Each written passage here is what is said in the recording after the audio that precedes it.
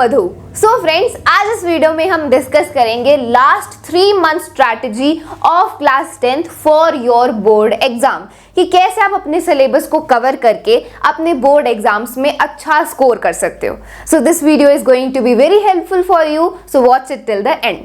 सो friends, जो हमारा main festive season है वो ओवर हो चुका है। हमने दिवाली बहुत अच्छे से सेलिब्रेट करी, खूब मजे किए। अब छोटे मोटे फेस्टिवल्स भी आते रहेंगे, लेकिन अब हमें अपनी स्टडीज पर ज़्यादा फोकस करना है, अपने सिलेबस को जल्द से जल्द कवर करना है, बिकॉज आपके पास बहुत ही कम टाइम रह गया है। फरवरी से आपके बोर्ड एग्जाम स्टार्ट है एंड अभी आपके पास सिर्फ 3 महीने ही रह गए हैं, नवंबर, दिसंबर एंड जनवरी। तो आपको इन 3 महीने में कैसे अपने सिलेबस को कवर करना है एंड रिविजन भी करनी है, सैम्पल पेपर्स भी करने हैं। So all that we are going to discuss. तो स्टार्ट करते हैं नवंबर से।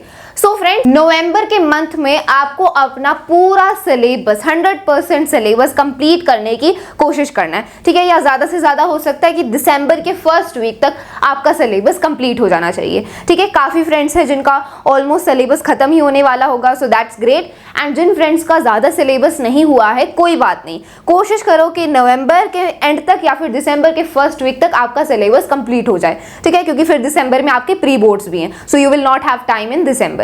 ओके, तो नवंबर में सिलेबस कंप्लीट हो गया। फिर दिसंबर के मंथ में आपके प्री बोर्ड्स होंगे। ओके, तो दिसंबर के मंथ में आप अपने पूरे सिलेबस को फाइनल उसकी प्रिपरेशन करोगे, बिकॉज हाफ ईयरली एग्जाम्स तक तो आपका सिर्फ हाफ ही सिलेबस आया था, तो हाफ ईयरली एग्जाम्स वाले सिलेबस की भी आपको रिवीजन करनी होगी एंड जो अभी आपने किया है वो सिलेबस भी आपको रिवाइज करना होगा। तो दिसंबर के मंथ में आप रिवीजन करोगे एंड देन आपके प्री बोर्ड्स होंगे, तो आप प्री बोर्ड्स दोगे, ठीक है। एंड फ्रेंड्स, ये जो प्री बोर्ड्स होंगे ना, ये आपके सैंपल पेपर के बेसिस पर होंगे, ठीक है, क्योंकि जो हाफ ईयरली एग्जाम्स थे उस टाइम तक तो सैंपल पेपर रिलीज नहीं हुए थे, इसीलिए स्कूल ने अपने हिसाब से पेपर बना दिए थे। लेकिन अब सीबीएसई ने सभी सब्जेक्ट्स के सैंपल पेपर रिलीज कर दिए हैं, इसीलिए दिसंबर में जो आपके प्री बोर्ड्स होंगे ना, वो बिल्कुल सैंपल पेपर जैसे ही होंगे, क्वेश्चंस उसमें वैसे ही आएंगे, ठीक है। तो आपको और अच्छे से प्रिपरेशन करनी होगी।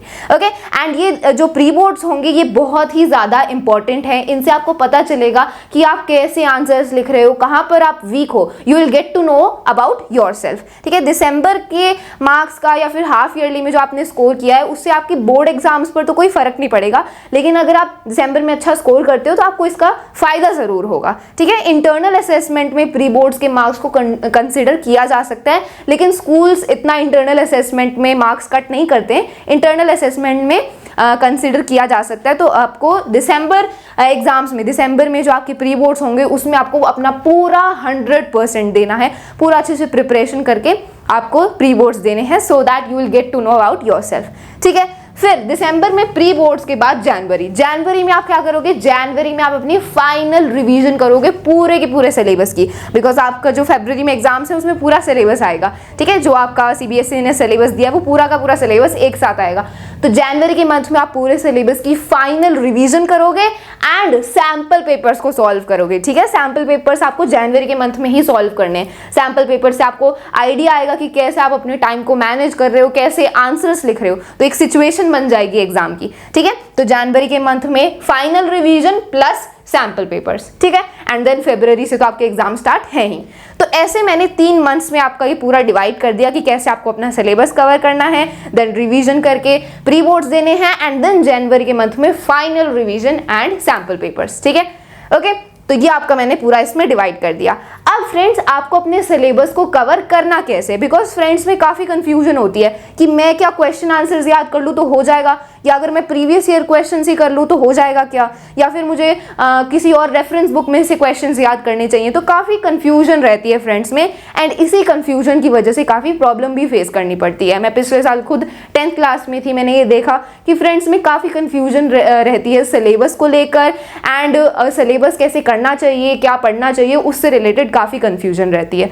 ओके, सो दैट्स वाई आपको अपने सिलेबस को एनसीईआरटी में से करना है। एनसीईआरटी में से ही आपका बोर्ड एग्जाम आएगा, तो एनसीईआरटी की लाइन बाय लाइन रीडिंग करनी है। एनसीईआरटी में जितनी भी एक्टिविटीज गिवन है, जो बॉक्स में इंफॉर्मेशन गिवन होती है, वो सब कुछ करना है, बिकॉज हम ऑलरेडी देख चुके हैं कि एनसीईआरटी की एक्टिविटी से डायरेक्ट क्वेश्चन पूछे जाते हैं, ठीक है। तो एनसीईआरटी तो आपको पूरी पढ़ लेनी है। ओके, एंड देन एनसीईआरटी के क्वेश्चंस भी प्रैक्टिस करने हैं। क्वेश्चंस को रटने की बिल्कुल भी जरूरत नहीं है, आपको कंसेप्ट अंडरस्टैंडिंग पर ज्यादा ध्यान देना है, बिकॉज ऑब्वियसली आपकी बोर्ड की क्लास है। जो क्वेश्चंस आएंगे उनको आप तभी आंसर कर पाओगे जब आपने कंसेप्ट को बिल्कुल प्रैक्टिकली अंडरस्टैंड किया है। क्वेश्चंस को रटने का कोई भी फायदा नहीं है, ठीक है। अगर आपने कंसेप्ट को समझ लिया तो फिर आप अपने आंसर्स खुद ही लिख सकते हो, एंड ऐसा ही आपको करना है, ठीक है। एंड देन आपको ज्यादा से ज्यादा रिटन प्रैक्टिस करनी है। मैं ये खुद देख चुकी हूँ कि हम स्टूडेंट्स रिटन प्रैक्टिस को बहुत ही ज्यादा अवॉइड करते हैं।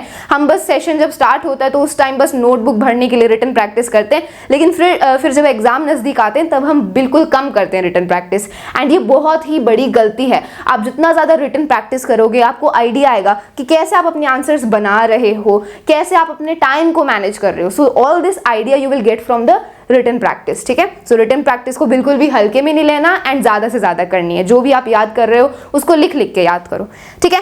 एंड देन आपको सैम्पल पेपर्स भी ज्यादा से ज्यादा सॉल्व करने हैं। सीबीएसई के सैम्पल पेपर्स मैंने सॉल्व कराए हुए हैं, एंड आगे मैं भी और आपके सैम्पल पेपर सॉल्व करवाऊंगी ही। मैं आपको पूरा सपोर्ट कर रही हूँ। सारे जो सब्जेक्ट्स हैं उनके फुल एक्सप्लेनेशन के वीडियो चैनल पर अपलोडेड है। हम हमेशा शाम को लाइव सेशन करते हैं जिसमें हम इंपॉर्टेंट क्वेश्चंस को सॉल्व करते हैं, ठीक है। एंड फुल एक्सप्लेनेशन के वीडियोज हैं एंड नोट्स अवेलेबल हैं, ठीक है। So you have our full support. हम आपको पूरा सपोर्ट कर रहे हैं। अब आपको खुद मोटिवेट होके अपने आप से ही स्टडी करनी होगी, बिकॉज आपके पास काफी कम टाइम रह गया है। अगर आपने इस टाइम को वेस्ट किया ना तो फिर आगे जाके आप बहुत बहुत ज्यादा पछताओगे। So you have to utilize this time and focus it on your studies. So that's all for this video. I hope कि आपको ये वीडियो हेल्पफुल लगा। If you found this video helpful, आप हमें सपोर्ट कर सकते हैं by sharing this video with all of your friends. So that's all. Thank you so much.